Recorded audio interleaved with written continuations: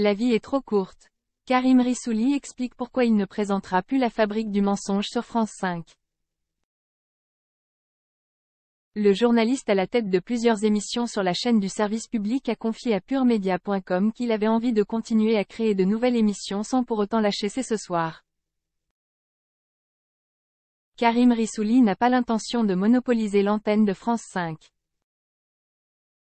Alors qu'il vient de lancer En terres opposées, le journaliste de 42 ans s'est séparé de La Fabrique du mensonge.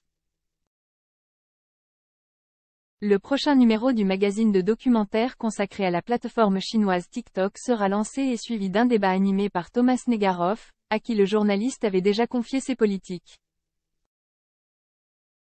Au cours d'une interview à PureMedia.com, celui qui anime 3 soirs par semaine C'est ce soir sur la 5 revient sur les raisons de sa prise de recul par rapport à ce rendez-vous qu'il incarnait depuis son lancement en 2019. Pour bien faire son travail, il faut réussir à passer la main. Ça commençait à devenir un peu trop et ça devenait presque un peu ridicule, développe l'animateur. Être à la fois le visage de C'est ce soir, En terres opposées. En société et La Fabrique du mensonge rendait ses attributions presque plus lisibles, estime-t-il. Pour bien faire son travail, il faut réussir à passer la main. Il faut essayer de ne pas tout garder pour soi. Si certains animateurs s'accrochent coûte que coûte à leur programme, Karim Rissouli assure que ce ne sera jamais son cas. C'est pour cette raison qu'il laisse la main 1 fois par semaine à Camille Diao dans C'est ce soir depuis septembre, tout comme il avait remis les clés de ses politiques à Thomas Negaroff après 6 ans à la tête du programme. Pour La Fabrique du mensonge, il assure que c'est sa conviction que le programme a encore un long chemin à faire qui l'encourage à passer la main. Il rassure pour autant qu'il n'est pas prêt de se retirer de C'est ce soir. Je trouve qu'On a une place à part dans les émissions de débat et je ne la lâcherai pour rien au monde. C'est une émission dans laquelle je mets beaucoup de cœur, insiste-t-il. Si le rythme quotidien et les enregistrements en direct peuvent parfois être lourds à porter, il sait qu'il peut compter sur Camille Diao, désormais rompue à l'exercice d'animer le débat en solo. Elle est aussi son joker lorsqu'il est mobilisé par une autre émission.